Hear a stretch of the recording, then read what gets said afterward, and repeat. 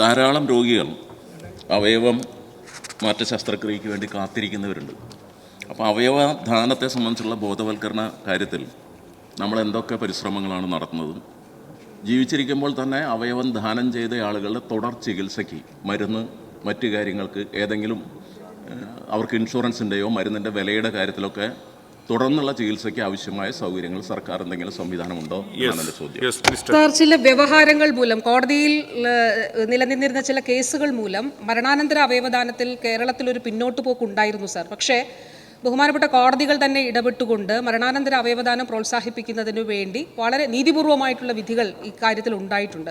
പലപ്പോഴും ഡോക്ടേഴ്സിന് brain death certify ചെയ്യാൻ ഭയമായിരുന്നു sir ഈ കേസുകൾ കാരണം. പക്ഷേ ആ സ്ഥിതി മാറി. ഇപ്പോൾ 2024 2025 സ്ഥിതി താരതമ്യം ചെയ്യുമ്പോൾ സംസ്ഥാനത്ത് 56% മരണാനന്തര അവയവദാനം നടത്തുന്നതിലുള്ള സന്നദ്ധത വർദ്ധിച്ചിട്ടുണ്ട്. മരണാനന്തര അവയവദാനം മൂലമുള്ള അവയവദാന ശസ്ത്രക്രിയകളും സംസ്ഥാനത്ത് നടക്കുന്നുണ്ട്. ജീവനേകാം ജീവനാകാം എന്ന ആപ്തവാക്യത്തോടെ ഒരു വലിയ ക്യാമ്പയിൻ നമ്മൾ ഇതിൻ്റെ ഭാഗമായിട്ട് നടത്തുന്നുണ്ട് സർ. മരണാനന്തര അവയവദാനം ചെയ്യുന്ന കുടുംബങ്ങളെ ഓണർ ചെയ്യുന്നുണ്ട്, സർക്കാരിൻ്റെ സർട്ടിഫിക്കേഷൻ നൽകുന്നുണ്ട്. അതോടൊപ്പം ഇപ്പോൾ കൊച്ചിയിൽ അതിന് വേണ്ടിയിട്ടൊരു ഒരു മൊണുമെൻറ്റ്, ഒരു സ്മാരകം എന്നുള്ള നിലയിൽ ഫാമിലീസിന് അവിടെ കുടുംബങ്ങൾക്ക് വന്നിരുന്നത് കാണാനും ഒക്കെ ഉള്ളൊരു സൗകര്യം അത് ആലോചിക്കുന്നുണ്ട് സർ. രണ്ടാമത്തെ പ്രധാനപ്പെട്ട കാര്യം ബഹുമാനപ്പെട്ട അംഗം ചോദിച്ചത് ട്രാൻസ്പ്ലാന്റ് കഴിഞ്ഞവർക്ക് എങ്ങനെയാണ് സർക്കാർ സപ്പോർട്ട് ചെയ്യുന്നത് എന്നുള്ളതാണ്.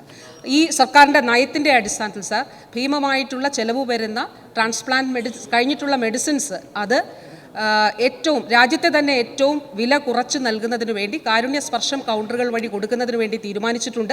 ഇതിന് തൊട്ട് മുൻപ് കാരുണ്യസ്പർശം കൗണ്ടറുകൾ നമ്മൾ ഓപ്പൺ ചെയ്തത് ക്യാൻസർ മരുന്നുകൾ കൊടുക്കുന്നതിനാണ്. രാജ്യത്തെ ഏറ്റവും കുറഞ്ഞ വിലയിൽ ക്യാൻസർ മരുന്നുകൾ ലഭ്യമാകുന്ന സംസ്ഥാനമാണ് സാർ ഇന്ന് കേരളം. സീറോ പ്രോഫിറ്റ് ക്യാൻസർ കൗണ്ടറുകളാണത്. ഈ കൗണ്ടറുകളിലൂടെ തന്നെ സാർ ട്രാൻസ്പ്ലാന്റ് കഴിഞ്ഞവർക്കുള്ള മെഡിസിൻസും അതേ നിലയിൽ സബ്സിഡൈസ്ഡായി ഏറ്റവും കുറഞ്ഞ നിലയിൽ കൊടുക്കുന്നതിന് വേണ്ടിയിട്ടാണ് ഇപ്പോൾ സർക്കാർ തീരുമാനിച്ചിട്ടുള്ളത്. തൊട്ടടുത്ത് തന്നെ സാർ അത് ഓപ്പൺ ചെയ്യുകയും ചെയ്യും. Shri CH Kunhambu, not in the seat. Shri KD Prasenan, പെട്ടെന്ന്. സാർ, ഈ കോഴിക്കോട് ആരംഭിക്കുന്ന ഇൻസ്റ്റിറ്റ്യൂട്ട് ഓഫ് ഓർഗൻ ട്രാൻസ്പ്ലാന്റേഷനിൽ അതിനാവശ്യമായ തസ്തികളെല്ലാം ഇപ്പോൾ സൃഷ്ടിച്ചിട്ടുണ്ടോ? എന്തെല്ലാം സേവനങ്ങളാണ് അല്ലെങ്കിൽ പ്രവർത്തനങ്ങളാണ് ആ ഇൻസ്റ്റിറ്റ്യൂട്ടുമായി ബന്ധപ്പെട്ട് നൽകാൻ പോകുന്നത്? മിനിസ്റ്റർ, പെട്ടെന്ന്. സാർ, നമ്മുടെ സംസ്ഥാനത്തിൻ്റെ ഒരു സ്വപ്ന പദ്ധതിയാണ് സാർ കോഴിക്കോട് ആരംഭിക്കുന്ന ഇൻസ്റ്റിറ്റ്യൂട്ട് ഓഫ് ഓർഗൻ ട്രാൻസ്പ്ലാന്റേഷൻ. അപ്പോൾ കിഫ്ബിയിലൂടെ ബഹുമാനപ്പെട്ട CMന്റെ നിർദ്ദേശത്തിൻ്റെ അടിസ്ഥാനത്തിൽ 643.88 കോടി രൂപ ഇതിനു വേണ്ടിയിട്ട് അനുവദിച്ചിട്ടുണ്ട്. അത് കൂടാതെ ചേവായൂരിലാണ് സാർ ഇതിനു വേണ്ടിയുള്ള നിർമ്മാണം ആരംഭിക്കുന്നത്. 60 ഡോക്ടർമാരുടെ തസ്തിക സൃഷ്ടിച്ചിട്ടുണ്ട്. രണ്ട് കാര്യങ്ങളാണ് സാർ. തീർച്ചയായിട്ടും അവയവ ശസ്ത്രക്രിയകൾ ഈ അവയവസ്തംഭനവുമായിട്ട് അല്ലെങ്കിൽ രോഗങ്ങളുമായിട്ട് ബന്ധപ്പെട്ടിട്ടുള്ള ചികിത്സ, അതോടൊപ്പം ഗവേഷണം ഇത് അവിടെ ഉദ്ദേശിക്കുന്നുണ്ട്. സംസ്ഥാനത്തെ ഏറ്റവും മികച്ച സ്ഥാപനങ്ങളിൽ ഒന്നായി രാജ്യത്തിന് തന്നെ നമ്മൾ നൽകുന്ന ഏറ്റവും വലിയ സംഭാവനകളിൽ ഒന്നായിരിക്കും sir institute of organ transplantation കോഴിക്കോടുള്ളത്. ശ്രീ KV സുമേഷ്. സർ, നമ്മുടെ സംസ്ഥാനത്തിന് വലിയ അംഗീകാരമാണ് ഈ അവയവമാറ്റ ശസ്ത്രക്രിയ. നമ്മുടെ സർക്കാർ ആശുപത്രികൾ വലിയ അംഗീകാരം നേടിയെടുക്കുകയും ചെയ്തു. പ്രത്യേകമായിട്ട് അഭിനന്ദിക്കുകയാണ്. ഈ സ്വകാര്യ ആശുപത്രികളിൽ നമ്മൾ അവർക്ക് ലൈസൻസ് കൊടുക്കുന്നത് എങ്ങനെയാണ്? അതിന് പ്രത്യേക ഫീസ് സംവിധാനങ്ങളോ മറ്റു കാര്യങ്ങളൊക്കെ ഈടാക്കുന്നുണ്ട്? Minister, please. സർ, രാജ്യത്ത് transplantation of human organs and tissues act പ്രകാരമാണ് വാസ്തവത്തിൽ ഈ പ്രവർത്തനങ്ങളൊക്കെ നമ്മൾ നടത്തി വരുന്നത്.